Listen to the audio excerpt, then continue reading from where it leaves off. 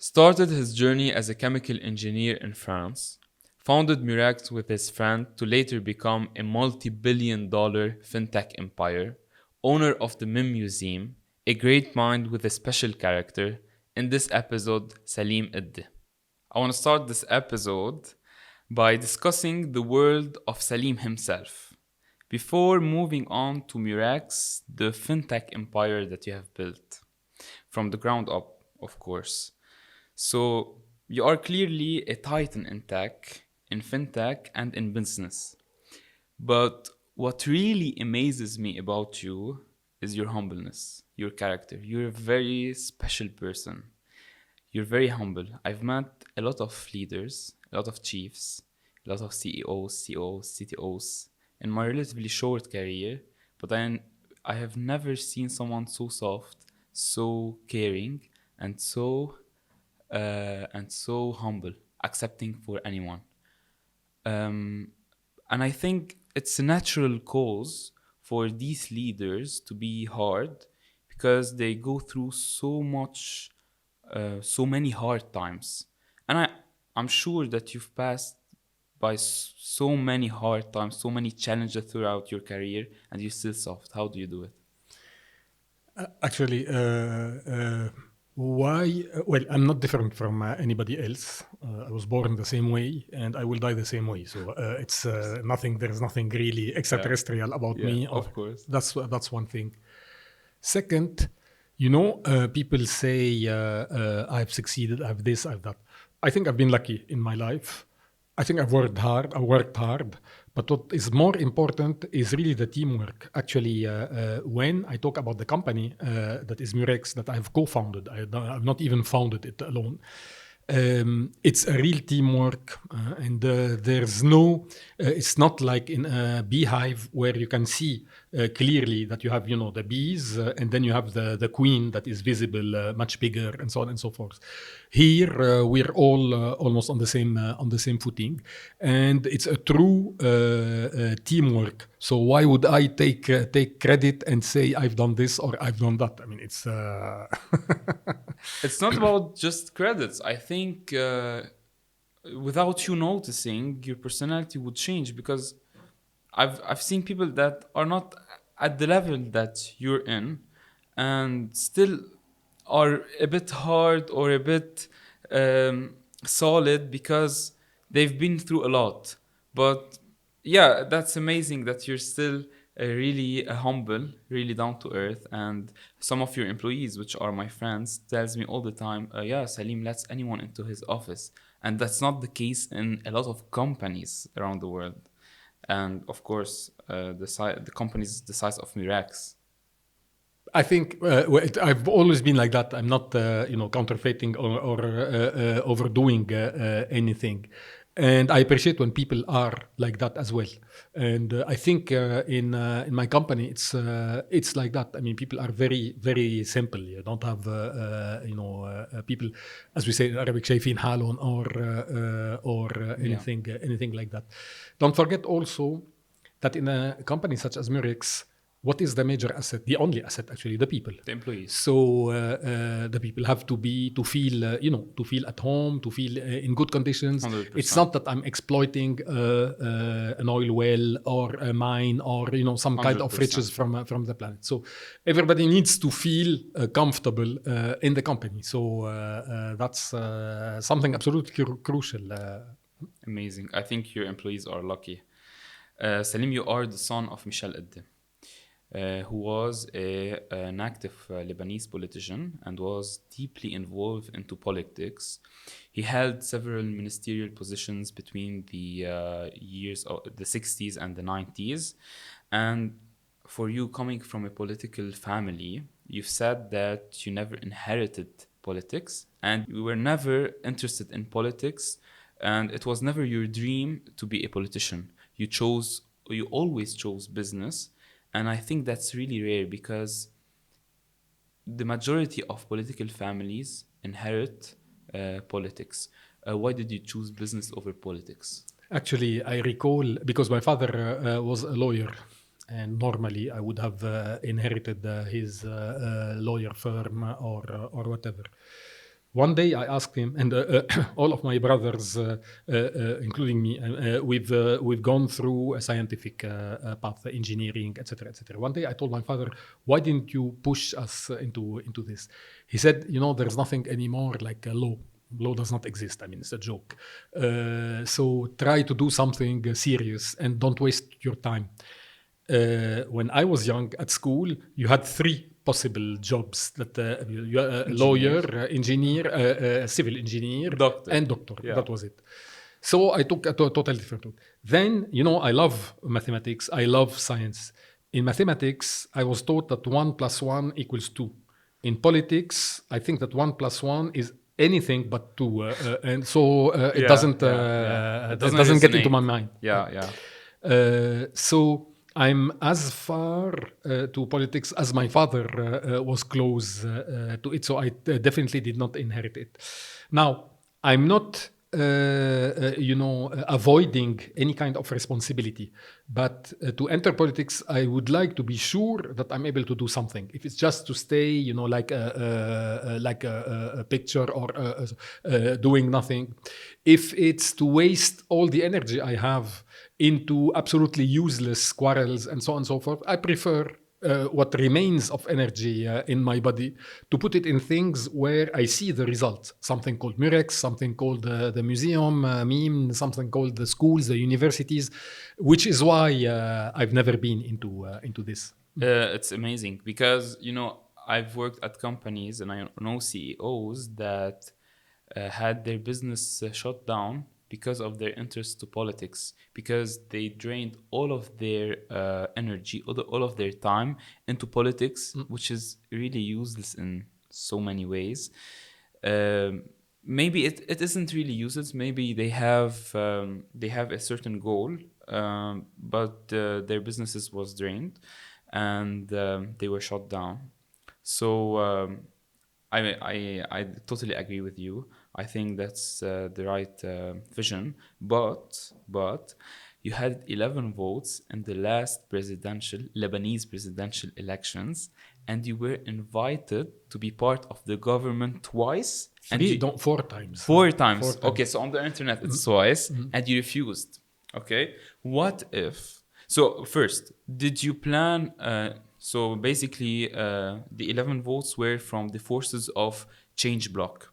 I don't know anybody of the guys who voted for me, by the way. I was the first one surprised by the thing. Really? Because this happened, it was in October of last year. And in the morning, because I always go 1 hour to my museum just to make sure everything is okay, I went back to the office and started all the emails, telephones, and so on. What happens? You got 11, emails from who? 11 what? Who? Are you sure? There's another fellow who was called Salim Edde. So I told him, are you sure it's not the other one? Yeah. It's so actually it's nice. I thank them, etc. But the thing is not. We say in Arabic منصب فخر يعني. I cannot accept this.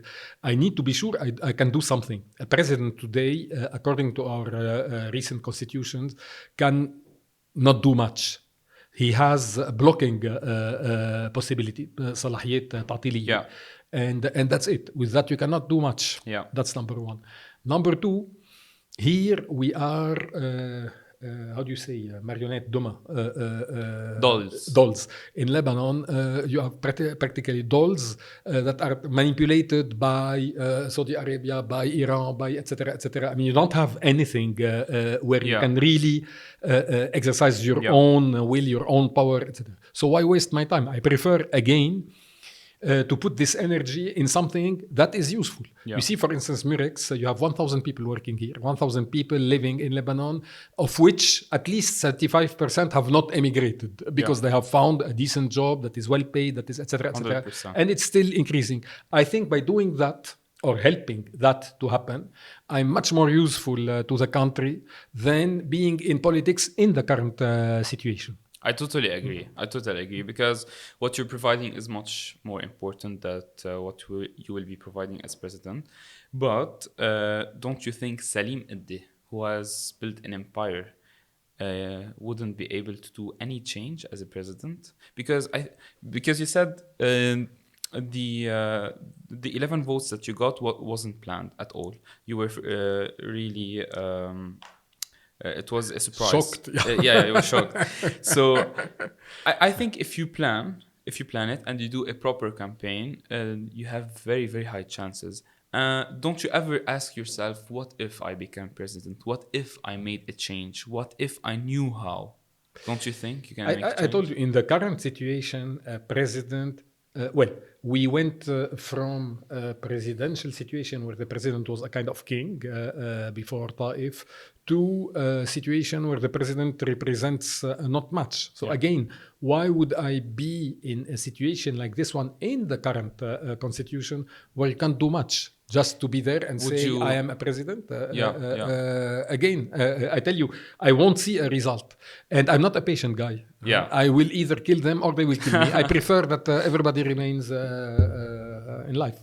Would you take a position that can make a huge change, or not at all? If because it exists, I know you love Lebanon. I do. I mean, this is and you would want to make a change.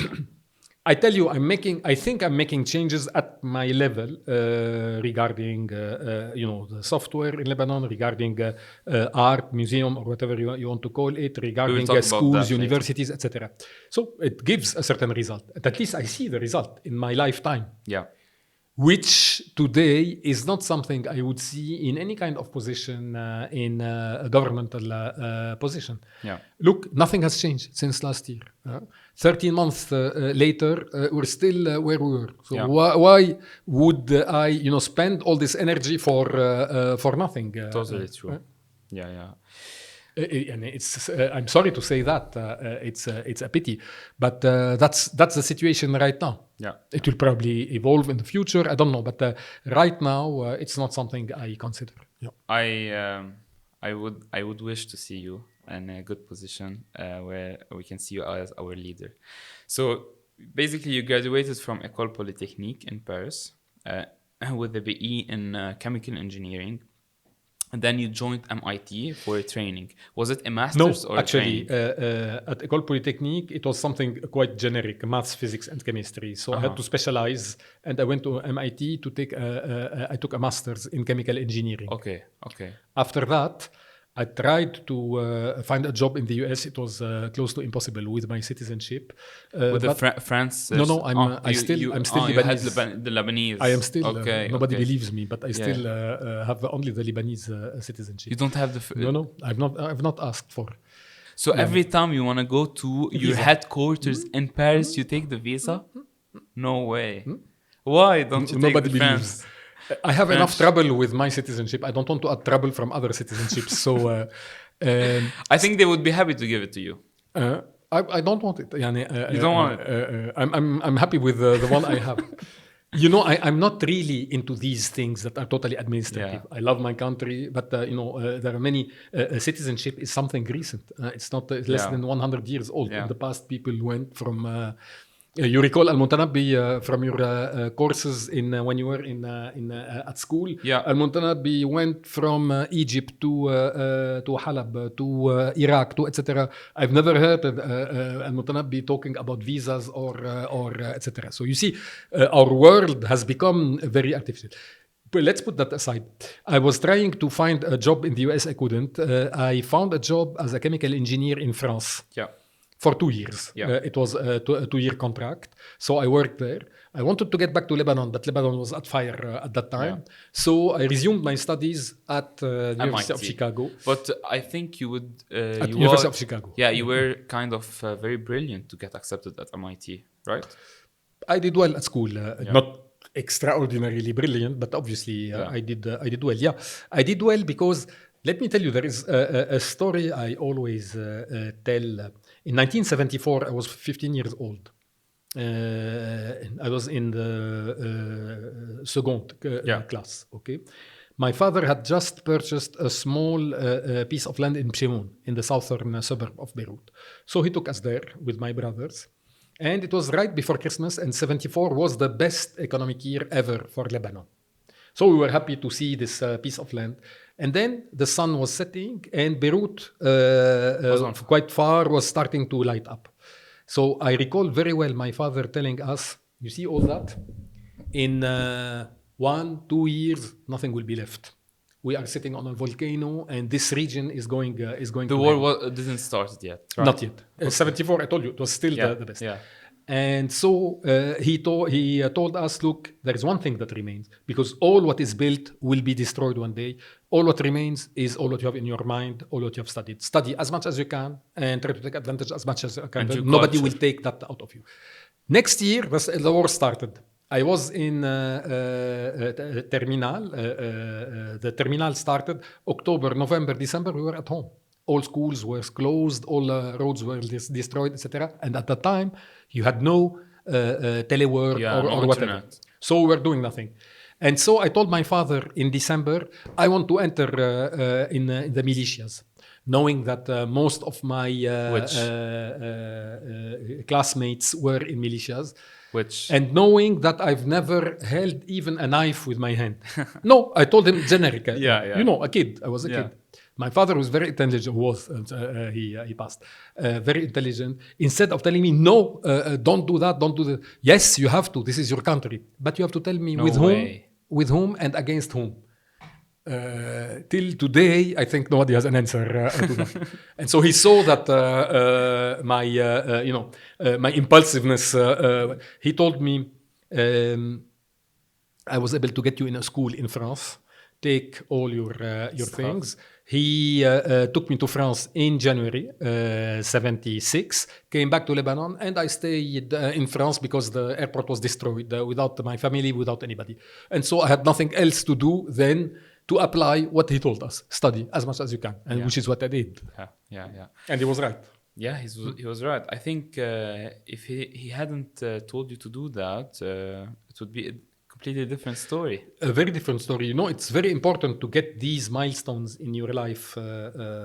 Again, for war, with whom and against whom. So from the you said that from the chemical engineering degree came your passion for minerals. So, and also you said that you were making a lot of money at Murex, so you had to spend it somewhere. And you built the Mim or Minerals Museum at Beirut, which is a museum specialized that hosts minerals and crystals. Can you just elaborate on that? Actually, now we have expanded. We have also paleontology, which is the science of fossils. This started, over 20 years ago when, I collected these things because they are beautiful, because they are unexpected. It's a beauty that is unexpected. People know in nature the beauty of plants, of animals, but that a rock could be beautiful is not something that is very common. So I'm totally unable to do anything with my hands. No artistic features, no music, no painting, no etc. When I see people painting, sculpting, for me it's extraordinary. When I see these things popping up in nature without the intervention of anybody, well, obviously, I found that even better. And so I started collecting them. Then I was showing them to friends and so on, and I found out that behind each mineral, you had several stories to tell, be it scientific stories, historical stories, etc., etc. And then I recalled two things. Well, two persons who are not really contemporary, my late grandmother and Tutankhamun. There's 3,500 years between them. But let me elaborate on that. My grandmother kept on telling me, you know, my son, nobody has even ever taken anything with him in the afterlife. يا تيتا ما بعمره حدا أخذ شيء معه. Famous Lebanese quote. And so I said, well, I thought she was right. There are 4 tons. Where am I going to take them and how? Okay. And then Tutankhamun, who was a famous pharaoh in Egypt, was buried in his grave, one of the very few graves that were not looted. He was buried with his arms, his jewels, his clothes, etc., etc. Tutankhamun disappeared. Everything remained there and ended up in a museum. So I said, let me skip one step and put everything in a museum before ending like, Tutankhamun. And take some content with my museum. So I know that a lot of minerals, it's hard for a lot of minerals to accumulate in big quantities. And I saw that you have a lot of these minerals that are of a big shape. Do you have some one-of-one pieces which are the biggest in the world? Yes. Several ones actually known today. Because I want to make a museum that is beautiful. I don't want people to get bored. You know, you can have a museum with minerals that can be horrible. I mean, you have just rocks thrown everywhere. I want people to come back. The repeat percentage is about 25%. So almost, you know, 1 out of 4 visitors has already come once. Second, I want kids, students, teenagers, and so on to come. You know, I don't want it to be a museum for old people. You want it to be interactive. Absolutely. To include some technology into Which it. is why it's full of technologies. Yeah. You know, I've seen one day. What technology do you have in the museum? You have interactive screens, you have lasers with holograms, you have autostereoscopic movies that give an impression of 3D. You have QR codes everywhere where you can download the information, always in 3 languages, Arabic, English, and French. I made a point of honor to have 3 languages, etc. Now, I saw one day something funny. I saw 2 parents dragging their sulking teenagers. You know how teenagers can be, sulking with their Y in their and their closed faces and so on. Okay. They went inside. I went back to my office and I crossed their path as they came out of the visit. The eyes of the teenagers were glittering. The Ys came off. And they were talking to their parents. Did they know you? No. But they were fascinated by what they saw inside. Oh, really? Yeah, that's it. And they were talking with their parents. Okay. They were sulking before. So if I succeeded in making sulking teenagers interested in this museum, it means there is a potential. You can consider there is a potential. 100%. Actually, when I first read about the museum, I said that okay, that's a hobby for Salim. But then I saw some of your pieces, and I thought that this is a pure piece of art because there's some colors, some shapes that are really amazing. Yeah. I tell you, it's nature. Even the grain of salt that you sprinkle on your food, when you look at it with a loupe, with a magnifier, you will see a cube. And the cube, I mean 90 degrees even. Except that crystals are generally small and so tiny that they don't have a shape that is visible with the naked eye. You need an electronic microscope. And so packed on one another, they give just, all the rocks, here, for instance, this is calcite, calcium carbonate in very tiny crystals. To have big crystals, you have some places on our planet where geological conditions were such that the crystals could grow unimpeded and reach sufficiently big sizes. As I get old, my sight is dwindling, so I'm getting bigger and bigger crystals. And paying more dollars, but unfortunately. Unfortunately. And then, since we don't have, for geological reasons, nice minerals in Lebanon, and my fellow countrymen kept on complaining to me, why don't we have? Why? It's not my fault. I mean, Lebanon was like that. But it so happens that we have among the best fossils known for a period that spanned 90 to 100 million years. Though we opened the second part, which is paleontology, Lebanese paleontology. There's a huge amount of fossils. Even next to my home, all Lebanon is like that. I could have collected like 40 to 50 fossils. So when is the fossil museum or the fossil department opening up? It opened in 2017. It already opened. We started, as I said, the mineralogy in 2013. So it's our 10th year. And as my fellow countrymen kept on, complaining, we decided to open in 2017 the fossils section that is devoted to Lebanon only. We don't have fossils from anywhere else. Okay, nice. Okay, so now shifting the conversation a bit to Murex. You founded Murex in 1986 after finishing some of your education with Laurent Neyal in France. Who's Laurent and what is your relationship to Laurent? Because I couldn't find basically anything on the internet on Laurent, but I could have found a lot on you. I haven't written anything on internet. It's not me I'm boasting. gonna get it's to that. People. Even the Wikipedia thing, I was. That's not you, of course. It's not me. It's not the pictures I would have put. It's not. I mean, there are many things that I don't know who wrote that. And I will. You don't have any social media accounts, by the way. No. Neither LinkedIn. No. I was amazed by that. Why? No, why? I'm old. I'm 64, and we were taught, to be. Well, perhaps the modesty. I think today social media is about voyeurism, exhibitionism, etc. Yeah. I'm more, my stuff Yeah. concerns me. I don't want anybody to really know, and I don't want to boast about it. So this is why I've never had these things. We've been forced to get a Facebook site for the museum, but that's for the museum. Yeah, of course. That's but for me, over my dead body, I will never. But LinkedIn is a professional platform. It's not really social media. Sure, but why would I have? What will it bring to me? I don't know. It's maybe not why, but anyone on any businessman or tech person has it. To make sure that I didn't really found you on LinkedIn, to make sure of that. I'm 64. Who would care? I called my friend. I called my friend who works at Murex, and he told me, he doesn't have LinkedIn. So I was shocked. We started Murex. I'm ashamed to tell you, not because we had anything in mind, but I was fed up with my previous employer, and so was Laurent.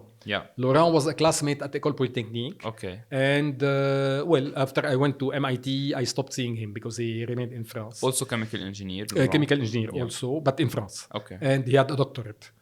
And a common friend at the company then called Elf Aquitaine, which now is part of Total. There were two big oil companies in France, Total and Elf. Yeah. Elf was gobbled up by Total in 2000. And I'm telling you, in 1980. We had our internships with a guy who remained a friend of ours. And this guy needed people to finish a program in languages that perhaps your grandfather has heard about, Fortran and COBOL. So you haven't missed anything if you don't know these languages. And I knew how to program in Fortran and Laurent in COBOL. So the guy told us, why don't you start your company and we'll subcontract this project so we can finish it. So we started actually in chemical engineering. Okay. But at the same time, we had financial markets that started to pick up in France. In 1974? 1986, 1987. Oh, yeah. And we found out that bankers had absolutely no tools at all to handle all that. And so we moved from the chemical engineering, where we had all the techniques used by engineers that we applied to finance. And this is how the company started. It's just circumstances. So you learned coding just for that chemical engineering project, right? I had to learn coding at Polytechnique and at MIT in Fortran to make all the calculations of chemical engineering. You know, mass balances, heat balances, all these things. You need solid calculations there, which is what Fortran was done for initially. Fortran is formula translator. You know, it's not a fancy language like the modern languages. It was a formula translator, which is all what we needed at that time. Okay. So after you founded Murex, you were joined by your brothers, Maroon and Jean. Jean-Gabriel and Lies. Actually, your brother-in-law. The youngest, who is Lies. And actually, it's not my sister who joined us. It's her husband. 100%. Why did you choose your family to join you? Because you need trusted people or their skills? Look, with brothers and sisters, you can either kill one another or get perfectly along. Happily, we are in the second situation. Obviously, when we were kids, we kept on, quarreling, etc. I won't tell you all the stories, but one day, and I think the war was helped us as well, because during the war, everything was destroyed. So really, the closest thing you keep is the family. My youngest brother, Lies, was still at university and was not very happy with what he did. But I had taught him, coding in assembly. Yeah. And so I told him, look, try to do this kind of software. While I was working at ELF in chemical engineering, try to do this kind of software that I will peddle to the bankers in Paris and to see if it works. So basically, Jean started... Yes. Yes, started with Murex while he was still at school. Okay. And I did his homework in Fortran, etc. Because obviously you need knowledge. You need, I'm his elder brother, but there is, you need to trade something for something. And it worked. Yeah. And so as soon as he graduated, he joined us, and progressively the other brothers joined in. And we work a little bit like an engine with several pistons. You see, not all are up, not all are down. You have each one of us has got his own specialty. Working on something specific. What was initially the need that you were here to solve? You had very specifically in 1986 in France, financial market that was starting with what it is called derivative instruments. Derivative instruments are instruments like options, futures, etc., where you have heavy calculations that are needed and where you need to have all the bookkeeping. Okay. These markets were just starting and bankers had absolutely nothing to help them do that. They were doing that on the paper? Manually. Okay. Or not, or nothing. Okay. You see, companies such as Murex progressively helped these markets to develop because one does not work without the other. But how do they used to trade? Now, of course, you trade on the internet on several platforms. How do they used to trade before? Instead of trading like today, for instance, tens of thousands of trades per day, they were trading 20, 10 trades. That was the end of the world. Paying cash. To someone? Wiring, but making the calculations by hand to find out what is the fair market value of this instrument, etc., etc. You have complex calculations for options that involve logarithms, exponentials, integrals, derivatives, and stuff like that, which they had to do manually. And or not to do at all. What was the problem or the issue that Murex came exactly to solve? Actually, it was algorithmics and making an application that was fast enough. As I told you, we started with a very specific niche in the financial markets, that is the option market and financial derivatives. Here, you can have calculations that can be very lengthy. How to program that in such a way that you had decent response time so that people could really beef up their volumes and so on. But the techniques we applied there were very well known in the engineering field, but bankers are always behind. And so we just adapted what we have learned in terms of algorithmics, in terms of user friendliness, and so on and so forth, in the chemical engineering field, because I worked in a plant that was starting to automate, and they were quite ahead there. The very ideas that were developed there, we applied them in finance and made a software that was much faster than what people would expect at that time, which is why we were able to sell it a lot. And we understood after 1 year that remaining in France would have died. And so very quickly we became international. That's where my brothers came in and started, moving to England, to Spain, to etc. Because financial markets are the same everywhere. Yeah, but what would you be that in France? We started in France because we studied there.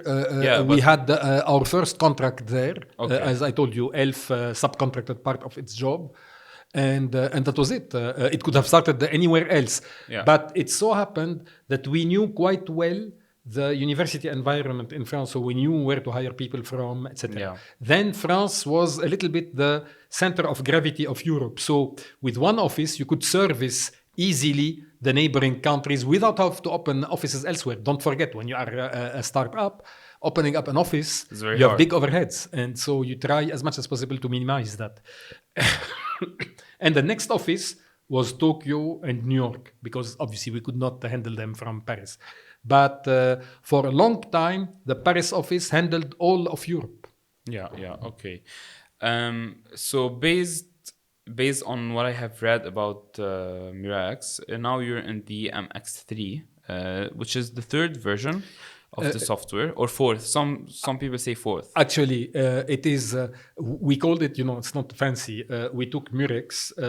We took off URE, kept M and X and .3 because now the version is evolving every day. So if you compare it today with what it was 5 or 6 years ago, and still called MX.3. I mean, you have... So you have MX.3 with version numbers behind. And MX.3 is the generic name. 100%. Now, it is one single source of code. And actually, that was really the first assignment of Beirut. Because people tell us, why did you start in Lebanon? And not only we started in Lebanon, but Lebanon today is the biggest office of the whole company. And has become so important that, God forbids, if there's any issue, here in Lebanon, well, the whole companies would be damaged. falls. Yeah, so we took it really seriously. Why Lebanon? First of all, you have very good people. You have very good universities, as you know. I mean, I'm not saying that To your Bujek, face. and it's Yeah. and instead of taking all these kids away from Lebanon, we tried as much as possible to think: is there a possibility to keep them here? So, in 2005, my youngest brother Elias, who acts a little bit like the CTO, Chief Technology Officer of the company, decided that we had as many code source as we had clients. And we were going nowhere because when you have to fix one thing, you have to hire an octopus to go and fix all the other. You had one code source for every client. Yeah. So With fixes that you had to so basically port one everywhere. bug would result of Absolutely. X number of clients changes. Yeah. And so we decided that we were going nowhere. And we decided to have one single code source. Yeah. And develop testing procedures and a whole quality assurance environment in order to continuously test the non-regression of the code. That was an assignment given to the starting Beirut office in 2005. QA. And QA, yeah. And then progressively, the office became bigger. We started bringing back part of the development from Paris to Beirut. We started using Beirut as a sales office and maintenance and implementation for all the region. So a region extending from South Africa to Morocco, to Egypt, to Turkey, to the Gulf. All that is handled by Beirut, etc., etc. And Beirut is today the biggest office of 3,000 employees of the company. Nobody believes that. That's amazing. And I think, I know that millions of people knows Murex, because we'll get to the numbers a bit, the number of employees, the number of clients. So there's a lot of people that knows Murex, but I believe that few of these people know exactly what Murex does today. And I think that it has completely changed compared to what you've told me Murex initially had done. Right. So with a little bit of research, I saw that Murex basically is a platform designed to handle various aspects of the financial services, including capital markets, risk management, collateral management, treasury cash, post-trade processing. Can you really explain all of these features in a high-level way? Because I had to do a lot of financial studying to start to understand these features, because I come from an engineering background. I always say, and you have perhaps heard that from me at LAU, that the toughest question that I was ever asked in my life was my late grandmother, who one day told me, طيب يا تيتا شو بتشتغلوا على المظبوط بالشركة, which means, my grandson, what is it exactly that you do in this company? And I challenge anyone to be able to summarize that in one single sentence. That's having very to hard, explain to my grandmother what is finance, what is a security, what is an option on a security, what is a software that does it. I know. I told her, my grandmother, these are the modern machines, and so on and so on. She told me, may God bless you, help you, and may you grab the sand and have the sand turn gold into your hand, etc., etc. Well, it's nicer in Arabic, but I'm translating in English. Anyway, in a nutshell, what is finance? Finance is just borrowing money, lending money. It's not more than that. People having an excess of money, not using the money right now. People in need of money because they want to start a business, buy a house, or whatever. And a way to funnel the money from A to B. And hopefully, because here in Lebanon sometimes we've had issues, bringing back the money from B to A with a certain reward. Yeah. Okay, this reward can be called dividend, can be called interest, can be called capital gain. You have many ways of rewarding. The reward is a function of risk, etc. Now, there is sometimes a confusion between two things, economy and finance. Economy is a social science that purports to explain how a country functions. Why do you have unemployment? Why do you have people saving money? Why, etc., etc. Finance is the set of tools that have been developed to let this economy function, much in the same way as when you have an engine. if you don't put grease or oil on the gears, well, the engine doesn't function. Yeah. And you see what happened in Lebanon. In Lebanon, we had a meltdown of the financial system, and the economy followed and is in shambles right now because the very elementary things that people were used to, borrowing money, saving money, getting this money back, etc. These are things that don't exist anymore, and that has brought the economy almost to a halt. Yeah. And we now have to use another currency in order to let the economy function, etc. So, a good financial system is vital for a modern economy to let the money flow between all the agents and let the economy function. Economies have grown up enormously in the past 30, 40 years. And so financial systems as well. Also one have fueling changed. the other one. Yeah. You have many changes, you have regulatory issues, you have new products that have invented, you have new needs, for instance, asset management. People are saving more and more money and giving them to asset managers who have to manage them on their account and give it back to them for their retirement or whatever. You have something like over $70,000 billion that are being managed and so on. So you have huge numbers there. For that, you need a software to do two major things. Calculations on one hand, bookkeeping on the other. I understand the bookkeeping part. Yeah. It's managing data, keeping Absolutely. track of data. What is the calculations part? Let me tell you. You have, for instance, a class of actors in the financial markets that are called market makers. A market maker is, in general, a big financial institution that tells you whatever deal you want to make in dollar versus euro, for instance, I'm ready to offer you a price for it, whether you are a seller or you are a buyer. This is the Forex, right? It can be a forward, it can be a future, it can be an option, it can be anything linked to dollar. I'm a specialist of that. Okay. Needless to say, these market makers are not you or me. They are big fat guys because you have a lot of risk associated to that. Fine. So the market maker is making thousands and millions of deals every day with everybody. So the guy needs at any point in time to know what is the value of his portfolio. What happens if the dollar goes up or if it goes down, or if this. So it's all these what if simulations, all these calculations of profits, of losses, in almost instantaneous fashion, because you need to have immediately a picture of all that. You have a mission critical system where you have billions, assets, a lot of currencies, a lot that are interdependent. You have bonds, you have stocks, you have swaps, you have. Today you have thousands of financial instruments. When Murex started, we started with a small thing, but then we found out: is it that we should do, or is it something we should have a vision that is more general? And so we ended up really offering an enterprise system for financial institutions that tries to handle the widest spectrum of financial instruments and of processing, front office, middle office, back office, accounting, risk management. So you see progressively, like in any maturing industry, look at when you were a kid, there was a thing that weighed 1 kilo that was called Nokia. No, you could call with it and it worked well. Today, compare what you have. You can still call, but you can take another pictures, word. you can have internet, you can have what have you. But in all of these features and options that you've discussed, I think the most important one is risk management.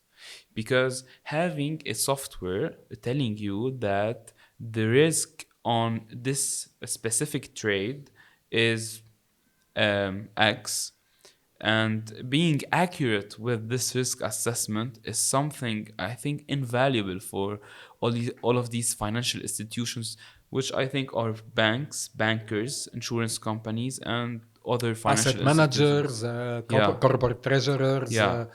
We have even banks such as the World Bank that is using our system. You have hedge funds. You have many people. That's like giving the solution to the problem, right? Well, actually, you need to know that in finance, all what you can do is purely probabilistic. You cannot say it will do this or will do that. Because if you know how the future, your natural cupidity will let you act as a function of that, and that will modify the prices until you get no. Of course. So, the only thing you can say in finance is what is the probability. So let me give you an example. You have a bank with hundreds of traders buying, selling on anything using Murex. Okay. At the end of the day, you have a certain position with a certain profit, meaning that if you sell all what you have purchased what you have, if you liquidate your portfolio, this is your gain or your loss. Fine. People go back home. When they come in next day, the dollar was here, it's now here, interest rates were there, they are now here, etc. The value of the portfolio is totally different. So how can you handle that? You need to find out what is the risk of losing, let's say, more than X% of your portfolio. So it's probabilities. So during the night, you have to put into your system probability distributions of all the market indicators, and the system will churn up all that and output a probability distribution of the variation of profit and loss between this evening and tomorrow morning. So it's extremely calculation intensive. For that, you need parallel processing, you need grid computing, all that, which we have developed. Yeah. Because now it's become absolutely mandatory as per the regulations that have been defined by central bankers, regulators, and so on and so forth. This kind of what is called enterprise risk management has become mandatory. For us, it's a blessing because that means development from now to the end of time. 100%. And for that, you need absolutely to have the most up-to-date techniques because it's an extremely calculation-intensive thing. And that's part of what we're doing. I mean, Murex is obviously very successful. And I think that, as you said, this is all probability. But Murex has 65 of top 100 global banks.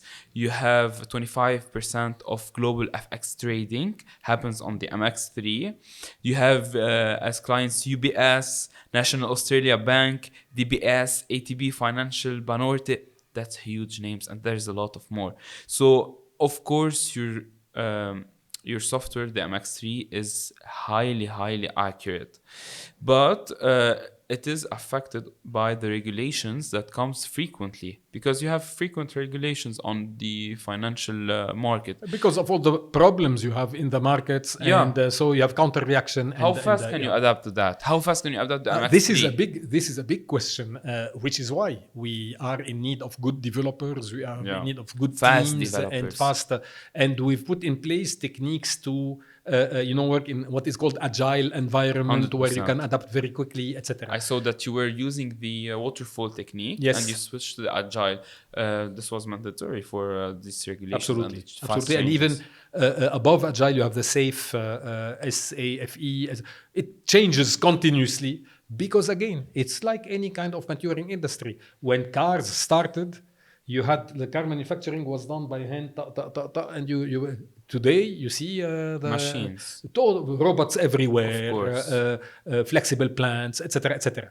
And we've followed the same path. I mean, it's less spectacular in our business because you don't have robots plying and soldering, etc., etc. Techniques, but still you have techniques. And when you compare today the hardware and the software development with what we started with, I mean. It's of course. but the thing that keeps me thinking is that with the software as big as the MX3, it is extremely hard to change this fast without letting any one of your clients be affected.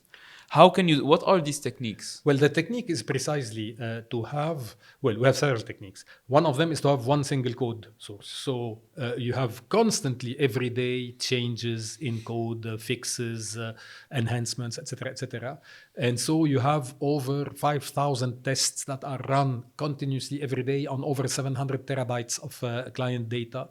To make sure that you don't regress. Okay. Yeah. Now, another technique that we're putting in place is software as a service. With software as a service, we're trying to bring down the upgrade time that is quite high today. So the client has a version, he's happy with it. As we say in Arabic, but trying to move him to the new version is something that takes too much time. Yeah. And so we're trying to bring that down to less than a year in order to force the clients to have all the fresh updates. So we're using all the current techniques Yeah. in order to... I'm gonna get to the SaaS model because I'm really interested in cloud solutions in a bit. But you once said that the MX3 is highly scalable, horizontally and vertically. What does that mean? I didn't really understand that. First of all, it is integrated horizontally and vertically, meaning that in the same platform, you have all possible financial instruments that you can handle. Because in the past, we had one system for bonds, one system for stocks, etc. Now, everything is horizontally integrated. And vertically integrated, meaning that the front office, middle office, back office, risk management, accounting, reporting, all that is in the same system. Yeah. So you don't have to move data from A to B to C. Then it is scalable in the sense that if you have increase in volume, by just putting more machines, we distribute on these machines in order to handle the volume. And now with the cloud, you can, you know that you have this kind of flexibility directly offered by the cloud service. You don't need to have the machines 100%. anymore. Yeah. Now, having all our application running on a cloud for our clients, we don't believe in it. Yeah. Because the cloud, well, God knows where it is. And security, safety, I mean, all these issues are fundamental for There's our clients. trade-offs. So the idea is part of the system can be put on SaaS, and that will help us in making the upgrade time shorter. Yeah. And but then one part will remain on premises because our clients won't trust anybody signing you anything that Even the big guys like AWS, Microsoft Azure. I mean, can you Google Cloud. if AWS tells you yes, this is absolutely secret, etc. Yeah. Can you trust them? I don't know. I would trust AWS I or wouldn't. Google Cloud. So clients some of your clients don't really trust cloud providers, even if they are the big guys like AWS and Microsoft Azure. Big guys don't mean much. I mean, if look, for instance, take the United States. I mean, they are running all of the internet, all of that. Would you trust what's happening? I mean, you have all your data that God knows where. My data they is are. traded all the time. Yeah. So no, there definitely will remain certain pieces of information that will be on premise. Yeah. But that doesn't keep the bank from having another part on SaaS, on software as a service, because that will certainly bring down all the costs, etc. So it will be a kind of hybrid thing. Absolutely. Yeah. What are now a lot of your clients are using a lot of financial institutions are using the MX3 software, and I don't think you have major competitors in the market. Or do you? We do. Let me tell you. Luckily, you will find my words a little bit weird because I say luckily. We are in an extremely competitive environment, as opposed to the environment where you have Google dominating everything and don't caring about what people want or don't want, because they constitute 95%. Where you have a Microsoft dominating, where you have Facebook dominating. We're not at all in this situation. So obviously it is more tiresome. Take care of the clients. But on the other hand, you keep on having to reinvent yourself. Otherwise, you get slammed and people move to a competitor. So you have a very fierce competition, and that forces you to keep abreast and keep on inventing and keep on fighting, as opposed to being in a monopolistic environment where you can just sit, relax, and do whatever you want, you see? Yeah. So yes, there are about a dozen companies where the ratio is not 1 to 1,000, like for instance, Facebook and whatever. It is a ratio of 1 to 2, 1 to 3, 3 to 1. You see, more or less the same size. But you're the big guy, biggest guy. We are probably among the oldest, at least, because we started in 1986. So that has advantages and disadvantages. Advantages being that we have a bigger client base. Yeah. Disadvantages being that We had, to carry a legacy code and get rid of this legacy code, whereas some of our competitors started with fresh code in the late 90s. Yeah. And so we got slammed and we started losing ground. And that pushed us into, a huge reinvestment cycle, et cetera, et cetera. Yeah. So basically, the clients that uses the MX3, is the MX3 the single point of truth for their risk management and everything like Not that? always. You Not have always. all configurations. You have people who use part of MX.3 and then use parts of other systems, either from other vendors or built in-house. And they do like when you have your high fidelity at home. You have, let's say, the CD-ROM manufactured by X. You have the tuner manufactured by Y, the woofers by Z, and you put all that together. Okay. And then you have clients who use entirely the application as an integrated application. Okay. So you have all the configurations possible. So you can completely deploy your software into a client, or partially deploy Absolutely. it. Right. So Absolutely. Some of the modules you have. Absolutely. And Arnaud de Chauvagnac, I hope I'm pronouncing that Arnaud de correctly. Chauvagnac. Yeah. Arnaud de Chauvagnac, you're the head of cloud technology and service marketing at Murex, said at an interview with AWS that your clients are leveraging the know-how of Murex to price and to manage the autocallables product for their clients.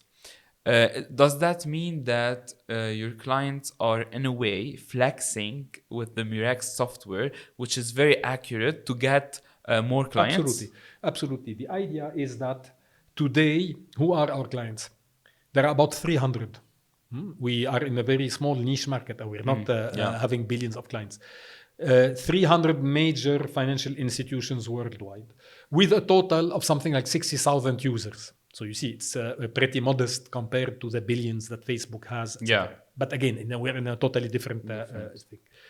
Now, these clients who are big financial institutions want to entice their smaller clients to trade with them, to make business with them, using this application that is called Murex, that is being used for the interbank market. Yeah. Because then you won't have any discrepancy. The clients would be using exactly the same thing as the bank is using elsewhere, etc. So they're trying to open up to have kind of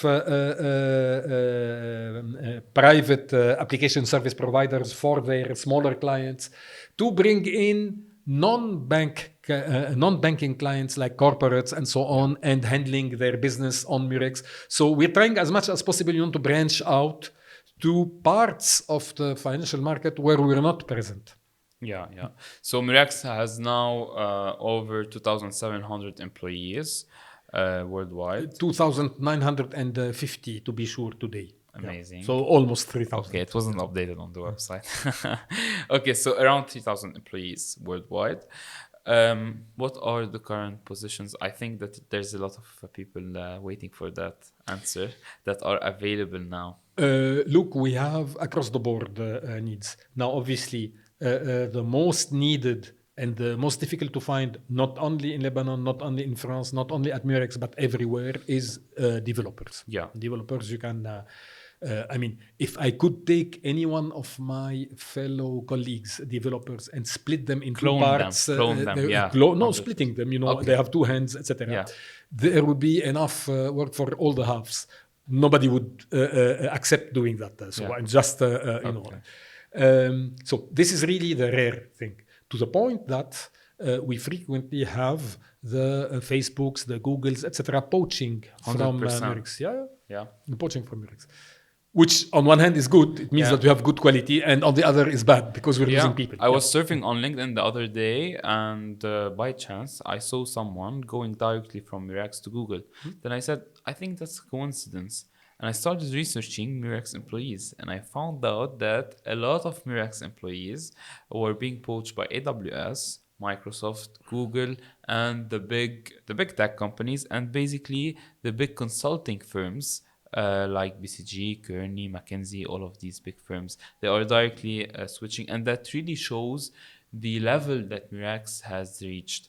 The trust that Murex has gained from all of these big guys. Don't you think? Yes, I tell you, on one hand, it's good. It means that we have good quality, and the quality is frequently Lebanese because the Lebanese constitute, I mean, the nationality that is the most represented in the company, 1,200 Lebanese in the company. Yeah. So it's now the thing is, although we have the same salaries in Lebanon as we have elsewhere, although we have the same quality of work and really avant-garde technology and so on and so forth, when you tell a kid, look, I take you to San Francisco, my name is Google, I take you to San Francisco, you can have one day the miraculous American citizenship, the guy is ready to cut the head of his mother and offer it even to alone. Germany. Or to Germany or to Yeah. God knows where. This is something we cannot really fight against. So what we're trying to do is really in the Beirut office to offer the best conditions possible, the best salaries possible, to take away from our colleagues all the day-to-day issues. So we have conciergerie, we have all what you can think of Yeah. in order to let people concentrate really on the job. Yeah, I think the position that you have most openings in is software engineering. Software, you have really all the chain. Yeah, but there's a lot of other positions, of course, because it's a huge and complex process and company. So can you tell me a bit what are the different positions? To be, look, you have really three major parts at Murex. On one hand, building the application. On the other hand, selling the application and maintaining it.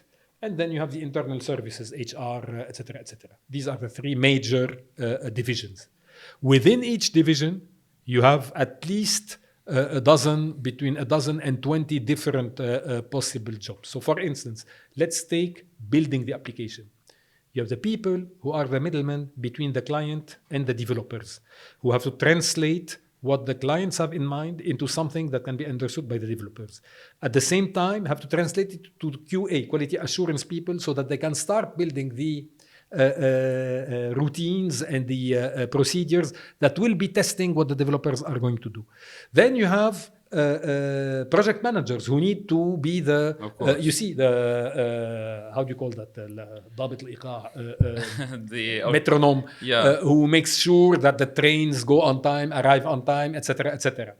Then you have all the IT people who have to provide the environments for these guys and the cybersecurity guys and etc., etc. So within the development itself, you have at least a dozen or 20 different jobs. Then you have to sell the application. So you have business development people, you have client management people, you have people who are in charge of the maintenance, who are in charge of the implementation of the application, who are in charge of making the calculations. So you have an analytical team developing that.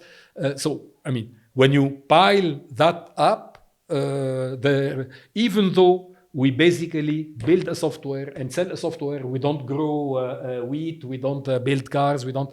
But within that, you have easily 30, 40 different possibilities. Where could someone find all of these opportunities?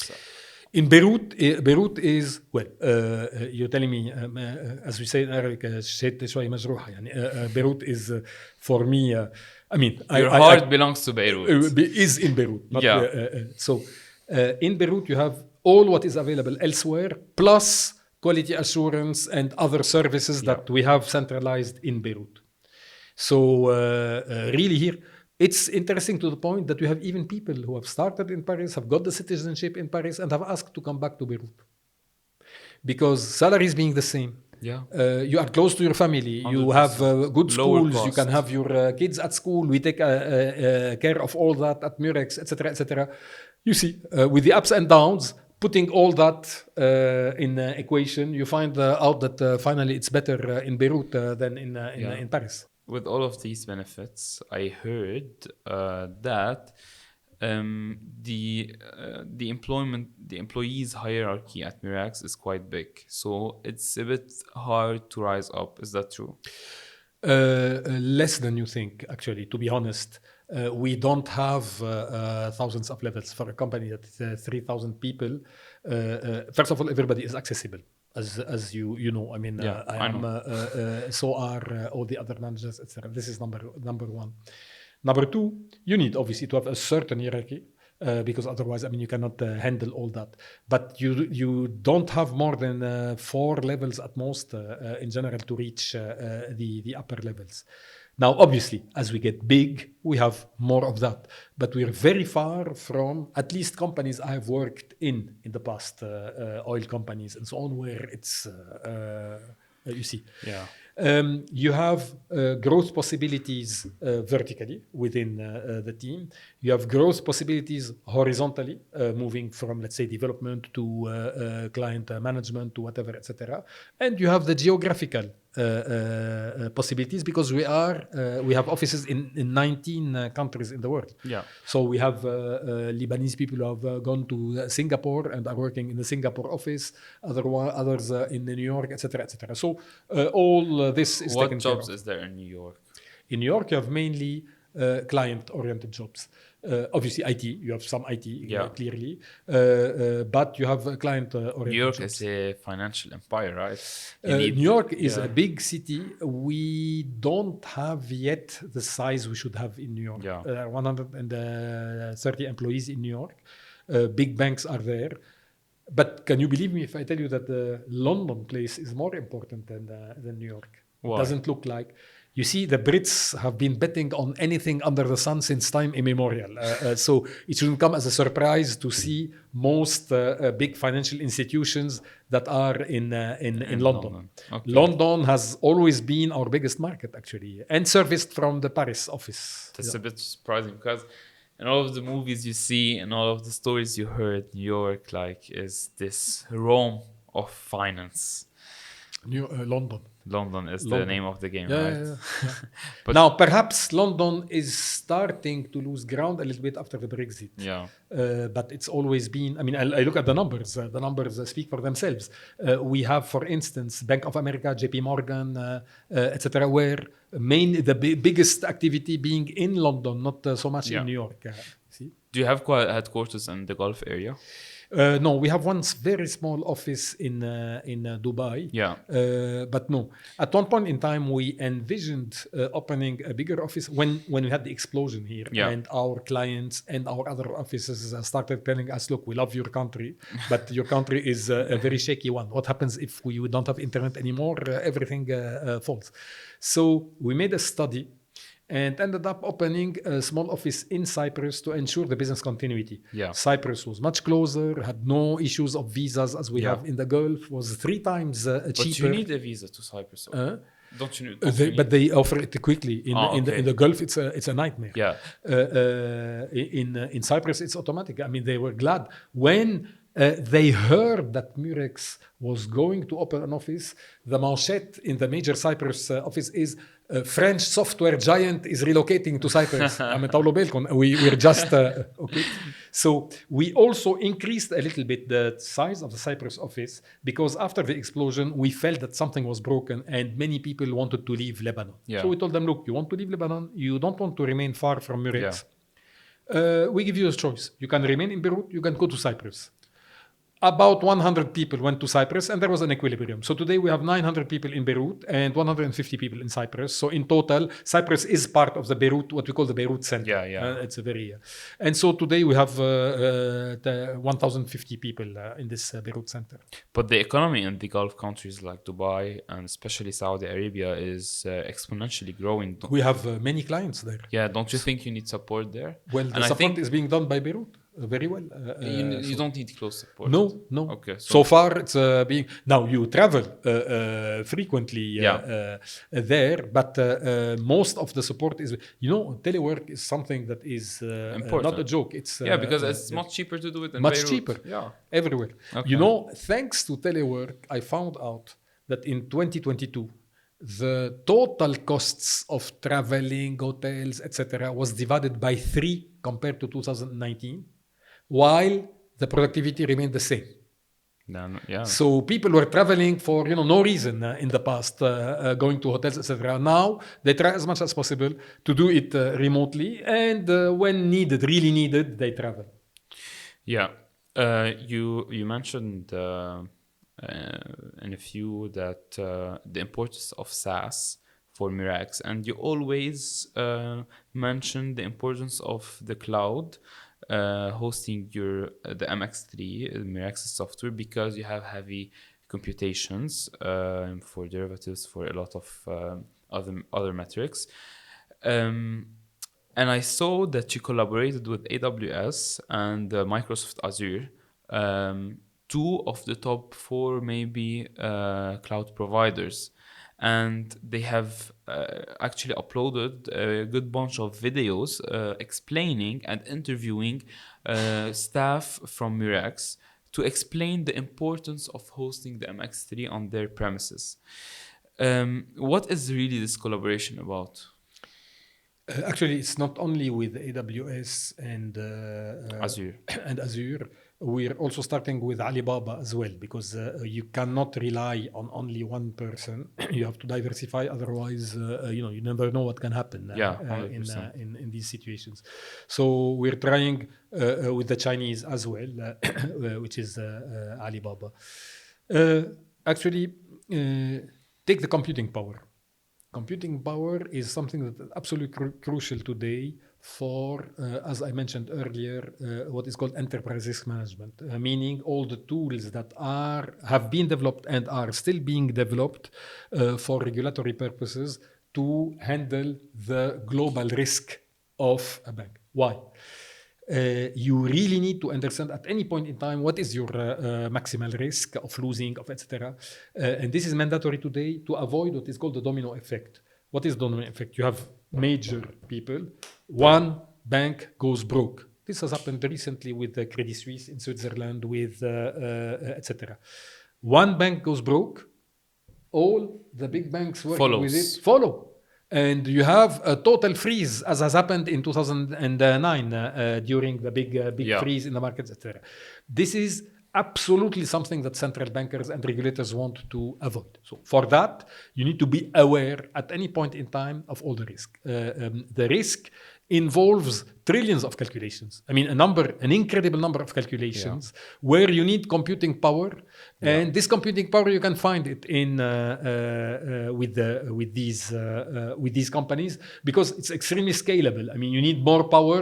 You Pay ask as you for go. that, and you It's pay as you go. exactly. Yeah, but there's a trade-off here. There's a trade-off between efficiency and cost efficiency, computation efficiency and cost efficiency, because basically you can scale up as much as you want with the cloud provider, because they have these huge amount of Farms, machines yep. and farms, right? So you can get as much as you want, like maybe the precise number of computation power that you want, with a very good price, even a price better than getting this resource on premise. But as you mentioned earlier, you trade off security. So what are you trading here? Actually, the deals, all the information remains on premise. Okay. When you need the calculations, you extract from that certain pieces of data and churn them elsewhere and get back the results. So we use that only for calculations. So we don't have all the details with what bank did this trade, was this trade made with this. So all these details remain on site. What we use the SAS for in this case is just the computing power. So we give, sanitized and how do you say, totally neutralized data. Send them over, get the calculations, and bring the calculations back. So basically, the databases are on premises. Right. Are they at your premise or aren't your clients' premise? Clients' premises. Client premises. Now, some clients have their data on our premises. Okay. Because they don't want to hear about all the total cost of ownership of the application, etc. They tell us keep everything. But these are generally small banks. For big banks, I don't envision big banks throwing away all their data and giving them to anybody, be it Murex, be it AWS, or whoever. Yeah, yeah. And just to make one thing clear, so basically the collaboration between Murex and the cloud providers is for computing and processing, but the software is remains the same. Yes, So it's basically an application that you download. It right. isn't accessible through the internet. Absolutely. Okay. Okay. Absolutely. So the just the collaboration is about computing power, Yes, getting more power for more efficient price, right. and I think that's benefiting 100% from the SaaS Yeah. Yeah. offerings. You see, you don't have, I mean, in the past, it was a nightmare to maintain all these machines, all this. So all that now is thrown away. And when you have non-sensitive data, also it's thrown away and you don't care where it is. Speaking of cloud providers, I heard that you got an offer by IBM to buy out Murex. Is that true? Yeah. Actually, ever since the company started, we're in our 38th year. There hasn't been one single year without people wanting to invest in Murex, to buy Murex, to float Murex in the stock market, to whatever you want. The most serious among all these, as far as I recall, was IBM, and that was in 2012. They wanted to purchase the whole company. No, it was very serious. It took 12 months of intense negotiations. Let me summarize the thing. When we asked IBM, why do you want to buy Murex? They told us, I'm almost not joking, they told us we have too much money. We told them, it's not the end of the world. Having too much money is It's a good thing. They said no, because if we want to distribute this money as dividends, our shareholders will be badly hit by taxes because dividends are very highly taxed. So we are condemned with this money to buy growing companies like Murex, companies showing a growth that is higher than our own internal growth because of our very size and so on. We're too quite old, etc. We wait until the company inflates sufficiently. We sell it.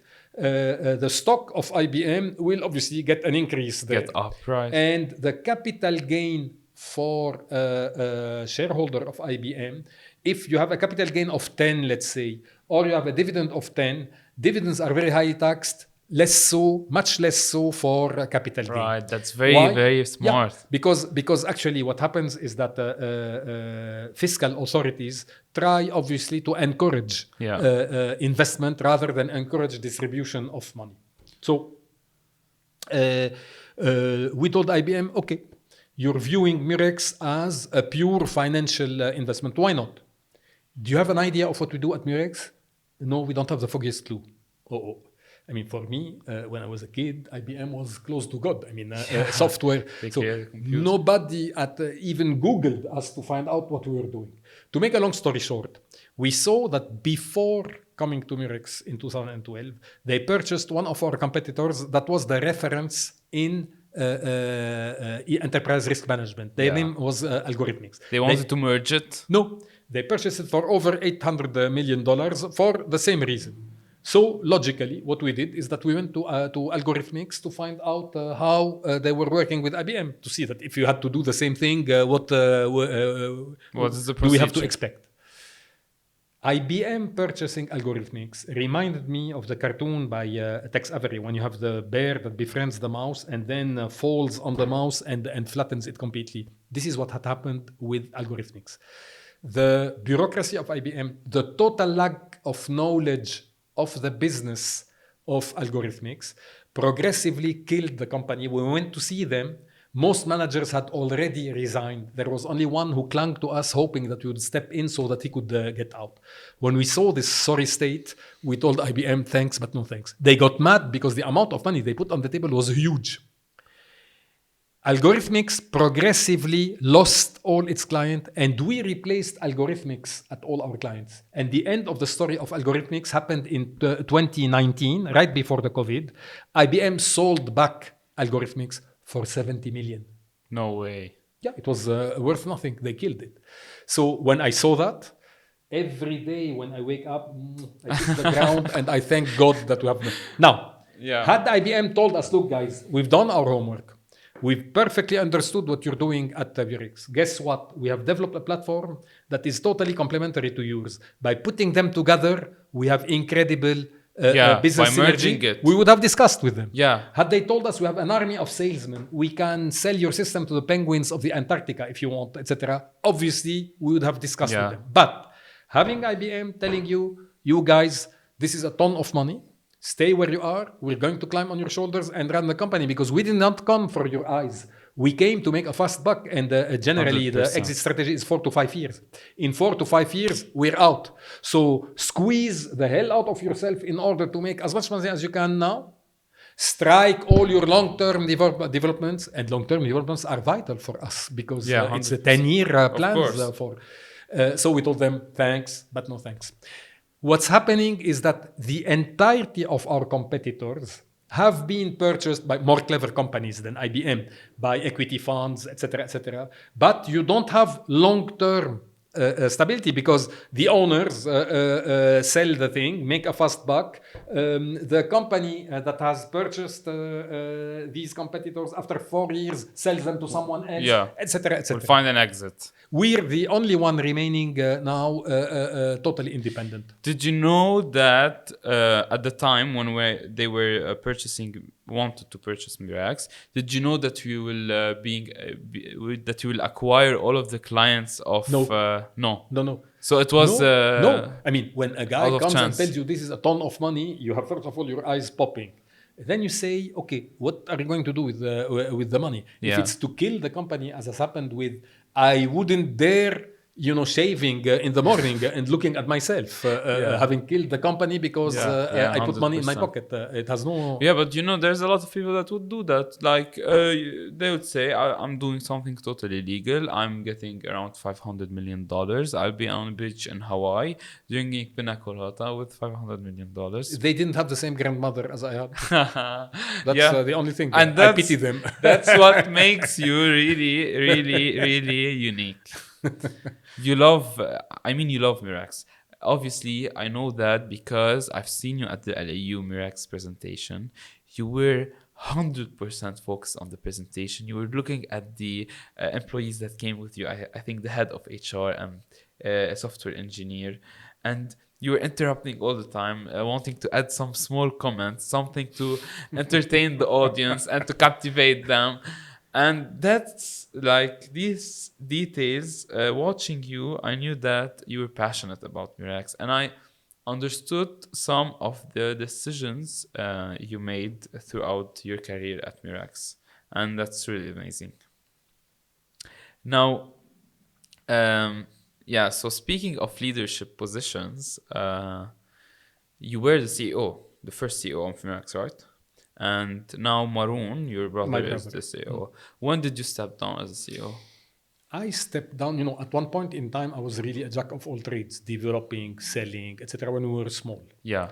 Then we brought in more and more people, and I have now colleagues who do much better Job than I did. development. So it's normal to step back. What I'm more into today is rather HR issues, financial issues, and things that are more linked, to the internals of the company. Not anymore, except on some rare occasions, development of mathematical formulas, because this is something I'm still in love with. But again, I have a team that does it much better than me. But from time to time, the old lion still has one or two things too. But I'm more into, for instance, universities, HR things, etc., etc. University loves you. Because this is really something that I think I like and I'm good at. And regarding the techniques, the details, I mean, my colleagues are kilometers above where I was. If I were to show you the machine with which Murex started, you wouldn't believe that it existed. It was called a portable. It was 25 kilos. 25 kilos. I have a hand that is longer than the other because I pedaled it so much to the clients. It had 20 meg hard disk, 20 megabytes hard disk, and the clock speed was 8 megahertz. And it had a screen that big. But at that time, it was the end of the world. I purchased it when I was working in Saudi Arabia, and I put in 5 months of my salary right before we started Murex. And it stayed with me at Murex at least 10 years. Today, when you look at that, you say it's not possible. Even Neanderthal, during Neanderthal, they were using better machines. Yeah. So did you stepping out down from the CEO position an agreement between you and Maroon? Yeah, with everybody. Total agreement. Yeah. There Did no you- ousting. No. We don't have this kind of thing. Yeah. Did you feel that you lost a part of you? No, I was actually much happier. Really? Because, well, if all my colleagues could do much better than me, I would be the happiest person in the world. Yeah. I don't you see, for me, it's not a kind of, asserting power or whatever. Yeah. I'm not at all in this kind of thing. You're into does it better deserves it. And صح, Yeah, 100%. So Murex, as you said in a lot of your presentations this year, until now has made the equivalent of $880 million. You gave the number in euros. Is the target $1 billion with a B dollars this year? It is. No, this year will be a little bit shy of that. Maybe we can. Okay. But the target is to exceed that in the coming years. What is the target for 2024, 2025? I think your employees would be very interested in hearing that. Look, we have, you have several things. So far, over 38 years, we've never had any decrease in the activity. Okay. Which, given what has happened during COVID and so on, is not so bad. But we're lucky to have our clients scattered on all the planet. And you see the countries don't have the same cycles. We are very diversified. We are totally independent financially speaking. So we can do whatever we want without having to resort to kiss hands or whatever. Yeah, of course.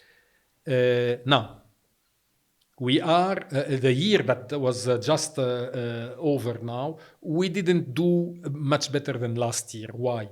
You have several things. First of all, you have clients, you have an economic turn down. Then you have people who are late in moving to the new version, although they have paid us licenses and so on. But we don't recognize, we are extremely conservative in the way we're reckoning things. We don't want to please anybody because we want just the truth to be there. There's a new version that came out this year. So we have, for instance, you sell the client a new module. Yeah. The client has paid for it, but it's not yet in full production. We don't recognize this money, although it is already in the bank, in the turnover. So you may have $1.5 billion, but you don't recognize the... We recognize only when it starts to become fully operational. Okay. You see, we don't have to fool anybody and cook the books and etc. We try to be as conservative as we can. بعدنا شوي دكنجية يعني. Coming back to you, basically, you want to achieve your dream by seeing Murex succeed and meeting all your goals and expectations. And that's really why you're a special person, you're a special character. Because anyone, I think, not really anyone, but the majority of people in your position would sell the company, be a billionaire, and relax for the rest of their lives, no? I hope I will be like my grandfather, who I'm carrying his name, Salim Michel Edde. The day he stopped working, he died afterwards. Actually, he died because he was very close to my grandmother, and he just, she died, he slept and never woke up. And that coincided with him stopping to work. No way. I will try to work as much as I can, if not in Murex, elsewhere, but I cannot still stay idle. This is number one. Number two, being a billionaire. What the heck? I mean, let me ask you a question. Suppose. Let me ask you a question. I eat caviar once every year. Yeah. Suppose I want to eat every day. Every day caviar. I mean, I will explode. No, but there's a lot of other things, hobbies, assets that doesn't mean really anything to you. It's there. You see? Yeah. It's like when my late father told me one day, you are building this collection. Why don't you sell it? I told him, why would I sell it? He says, you will make money. And I told him, what can you do then? What would you want me to do with the money? Well, you start another collection. I told him, but I have it already. I'm trying to increase it. Yeah. It's like Murex. People tell me, sell Murex. Yeah. I tell them, then why don't you, why would I sell it? You will make money. Okay. What will I do with the money? You start another company. But I mean, I have the company that's working well, and I'm trying to develop it further. So you see, there's something wrong with the money.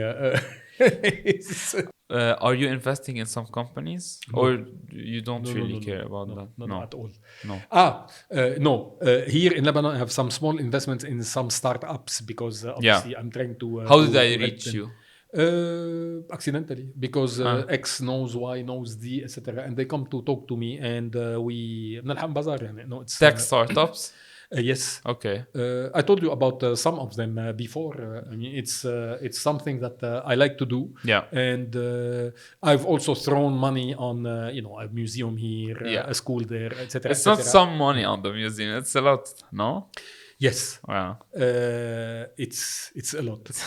But It's again, very I mean, prestigious. I'm glad that people like the museum. Yeah. We hope this year to reach 50,000 users, which is not bad for a small country and a small museum. The like museum is amazing. The whole museum is amazing, not only the mirrors. Can we make a podcast on that one day? Of course. But I will. We have to, to whatever you will have at least to bear with me 2.5 to 3 hours because as you noticed I have no as we say in Arabic لساني على الكهرباء. Salim, last question before ending. I believe you inspire a lot of people around the world, and we're seeing today more than ever an interest for entrepreneurship. What is your advice, or what are the qualities and the discipline you think a young person should have to be a successful entrepreneur and to reach the level Salim Edde reached? You have several things. On your personal level, be it as an entrepreneur or as a successful person in a company, not necessarily an entrepreneur. I mean, it's very mundane, what I will tell you, nothing really fancy. Number one, willingness to keep on learning. I mean, things move at a pace that is absolutely incredible. You have to keep abreast of all that and not just stay back and relax, especially if you are in a business like the one we're in, which is software. And again, I mean, it's exponentially growing. Number two, initiative, which is fundamental. You can't rely on people just, whipping you and telling you, do me this, do me that, etc., etc. And then teamwork, which is absolutely vital, especially in a field such as ours. The job where you're in tinkering on your own, in your garage, etc. This is they're just jokes. I mean, it doesn't work today. And just marketing. Absolutely. Now, in terms of entrepreneurship, you see, it's like a train. You have a train, you miss it, you wait for another one, etc. And at one point in time, you find the right train. You have to keep on trying until the thing works. Yeah. When the thing works, what is absolutely crucial in a company similar to Murex, it's the people. Treat the people well. Consider them as being your colleagues, not your slaves or your whatever, because they are really the asset of the company. And by example, you see things work out quite well. I mean, the spirit that you find in the company. Now, if I were to restart, would it be in software? I told you I got into software by sheer accident. I was doing something else. Not only that. Be in minerals. Perhaps, but minerals eat money. They don't provide money. So you need and I tell you, I think luck is also important. But then you make your own your own story. You don't have to just wait. 100%. I think that everyone has same opportunities that comes their way.